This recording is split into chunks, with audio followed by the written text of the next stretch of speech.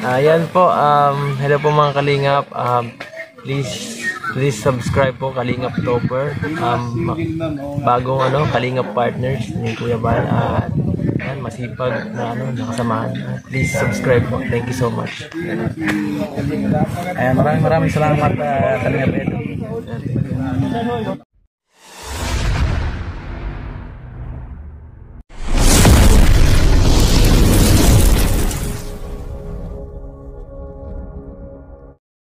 Ayun, isang mapagpalang araw po mga Kalingap, and welcome back to my YouTube channel, Kalingap Topher. At syempre po, wag po nating kalimutang laging suportahan ang ama ng Kalingap, Kuya Bal Santos Matubang, Ate Edna Vlogs at Kalingap Rab. Yan mga Kalingap, kauuwi lang po namin galing Katarman, Samar. At balik kahapon pa po kami dumating. Ngayon lang po nakapag-update. At nandito na po ako ngayon sa Payag ni Alimyon. Grabe mga Kalingap, puyat,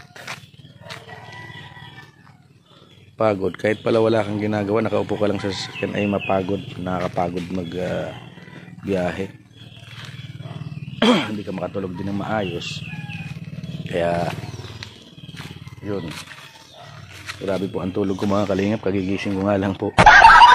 Update lang po. Napakaganda po ng naging resulta ng pagpunta namin ng Samar. At marami pong nagawa si Kuya Bal na na kabutihan doon, tulong, kumbaga tulong sa ating mga kababayan na bawat barangay. Nagpa-feeding po siya ng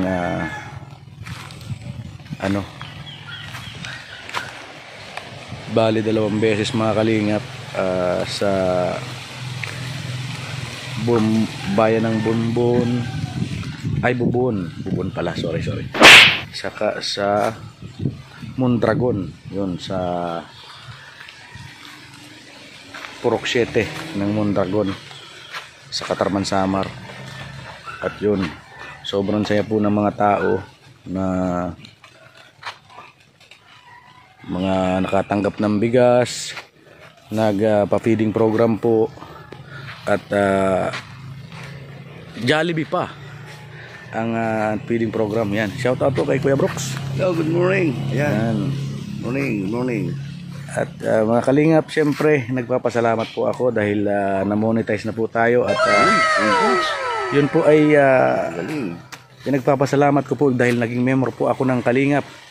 At maraming salamat po unang-una po sa ating mailalang, kay Kuya Brooks pa, pangalawa kay Kuya Brooks, dahil si Kuya Brooks po talaga ang naka-discover sa akin. Yun, maraming salamat Kuya Brooks dahil naging member ako ng Kalingap. Yes, morning. Kaya grabe, ang saya-saya. At naging successful yung natin. Yung Kalingap, supportahan natin si Kalingap Topher sa kanyang bagong journey niya, at siya po ay monetize na ngayon. At thank you, so tuloy-tuloy ang kanyang adhikain simula kay Kuya Bal sa atin lahat kami, at kasama sa ngayon siya ay noong pa man, hindi pa man siya vlogger, pero siya tumutulong na, hindi man sa financial pero sa mga bagay-bagay na mayroon siyang talent sa kanyang paggugupit. So yun po ay malaking tulong po yun. At din siyempre, at siya po ay patuloy na kasama ni Kuya Bal, at siya ay isa na siyang staff ni Kuya Bal. Malaking tulong din po kay Kuya Bal yun.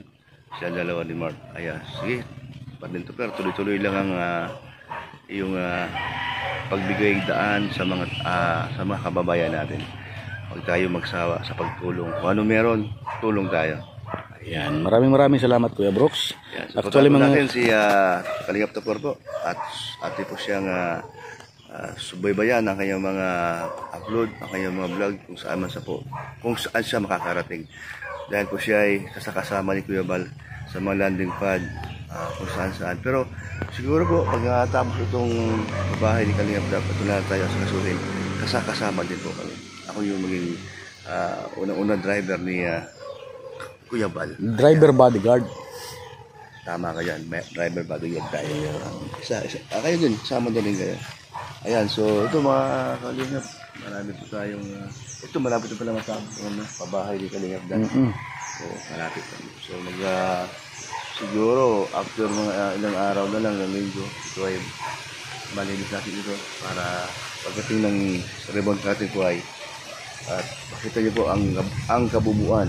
Ayan, ang lupa ni at bahay ni Brooklyn Aluminium. Yun. Umulan na. Ayun mga kalingap, salamat po talaga kay Kuya Brooks ng marami kasi naging tulay po siya para makarating po ako sa Team Kalingap. At syempre maraming salamat po kay Kuya Val Santos Matubang, kay Ate Edna. Yun, nagpapasalamat po ako doon sa mag-asawa ni Ate Edna. At syempre maraming salamat din po kay Ate Elena, sa asawa ni Kuya Brooks, dahil buong puso niya po kami tinanggap na tumuloy muna sa kanilang sa payag ni Alimyon. Kaya maraming salamat po mga kalingap. Nihiling ko lang po sa inyo, lagi niyo pong suportahan ang aking mga bagong upload. Yan.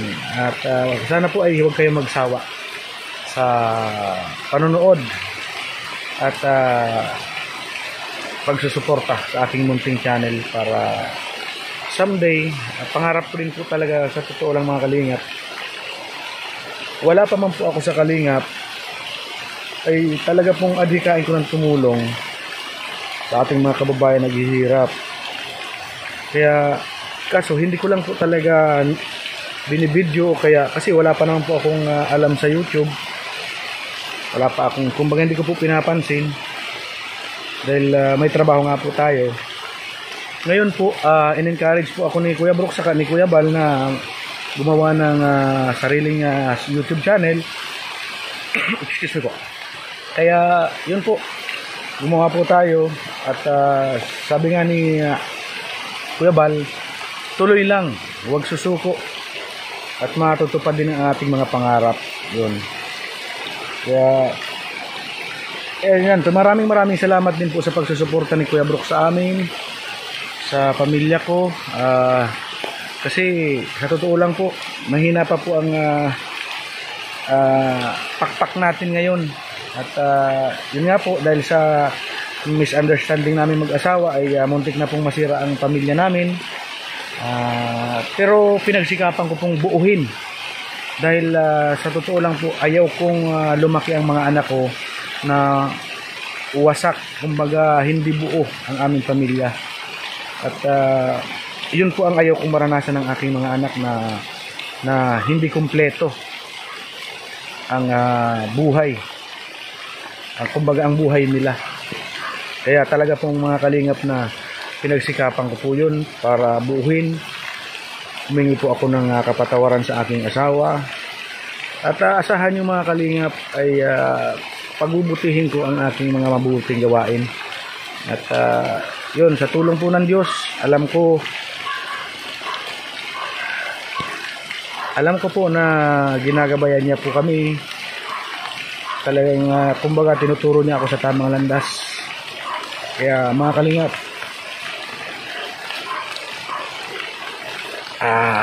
sorry sa mga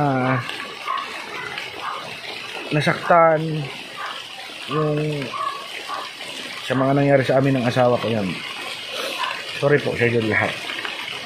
At asahan niyo po na kahit kailan ay hindi na mangyari ulit yon, at aalagaan ko na po ang aking pamilya, aalagaan ko po ang aking asawa. Nakakaano? Yan, pasensya na kayo mga kalingap at medyo nagiging emotional lang tayo kasi kumbaga naiisip ko po yung mga nangyari sa amin na muntik nang mawasak ang aming pamilya. Pero sabi nga, past is past. Hindi na natin maaaring ibalik ang nakalipas. Ang maaari na lang natin kung gawin is ipagpatuloy ang buhay, gumawa ng mabuti na naaayon sa kagustuhan ng ating Panginoon mga kalingap. Yan. Sa ngayon po, nandito po kami kila Kuya Brooks dito sa Payag ni Alimyon kasi wala pa nga po kaming sariling matirhan kasi nga po yung pinagtirikan po ng bahay namin, yung pinagawa ko pong bahay dati is hindi po namin sariling lupa. Kaya anumang oras po ay pinaalis po kami, talagang mapapaalis po kami kapag kailangan na ang lupa. At yun nga po, yung bahay na pinagawa ko dati na 2 palapag ay ano po, di na po namin nabawi. Kumbaga ayaw man po nilang bayaran, ay okay lang po, wala naman po tayong magagawa doon kasi hindi nga sarili natin ang lupa. Saka pinayagan tayong tumirik doon sa kanyang lupa. Kaya hindi na po kami nagpilit na pabayaran pa yung gastos natin doon sa sa pinagawa ko pong bahay. Pero ganoon pa man po, tuloy pa rin ang buhay. Yun nga lang, hindi po namin makasama ang aming panganay na anak kasi medyo maliit po ang aming kwarto. Kaya nandun lang po muna siya sa kanyang lola. Pero someday, baka pala rin tayo mga kalingap ay magkaroon din tayo ng ng sarili nating lupa at bahay. Pero sa ngayon po, ang iniisip ko ngayon is itong darating pong pasukan kasi grade 12 na po yung panganay kong anak, tapos grade 7 naman yung pangalawa, tapos yung pangatlo po is mag-grade 1 na. Yan. Kaya yun po ang iniisip natin mga kalingap. Kailangan po talaga ay may sarili kaming tinitirhan kasi nahihiyaman na din po ako kay Kuya Brooks at Ate Elena dahil nga siyempre may sarili naman po silang buhay, may sarili din po kaming buhay, kaya ayaw ko pong maging pabigat sa kanila. Tama na po yung siguro yung natulungan niya kami sa aspeto ng pagbabalikan, kumbaga pagiging buo. At siyempre nagpapasalamat din po ako kay Mami Ay Arigato. Yan Mami Ay, maraming salamat po sa tulong nyo sa pagpupursige din na mabuo ang aking pamilya. At actually mga kalingap, hindi lang po ako ang naging pursigidong mabuo ang aking pamilya, pati po yung mga tumulong sa amin, si Mami Ay Arigato, yan, si Kuya Brooks at si Kuya Bal. Yun, sila po talaga ang naging daan para mabuong muli ang aking pamilya. Mga kalingap, ano ba to? Yun po, humingi po ako ng sorry sa mga nangyari sa amin ng nakaraan. Yun, talagang kumbaga malaki pong pagbabago sa ating buhay ang nangyari. At kumbaga naituwid ang mga kamalian, yung mga hindi magandang gawain ay naituwid po natin. Ayun, isa na po ako ngayong legit na YouTube partner. Kaya pagbubutihin ko po para sa pamilya ko. At syempre para din po sa ating mga kababayang naghihirap. Kasi talaga pong halimbawa po sumahod man tayo sa YouTube channel natin, is yung kalahati po doon para sa pamilya muna, para sa pamilya po. Tapos yung kalahati po pwedeng ipantutulong din po natin mga kalingap. Kasi yun po talaga ang gusto kong mangyari. Noon pa man po ay idol ko na po talaga si Kuya Bal Santos Matubang, kaso kumbaga wala pa po tayong kakayanan talaga. Pero sana dumating ang pagkakataon na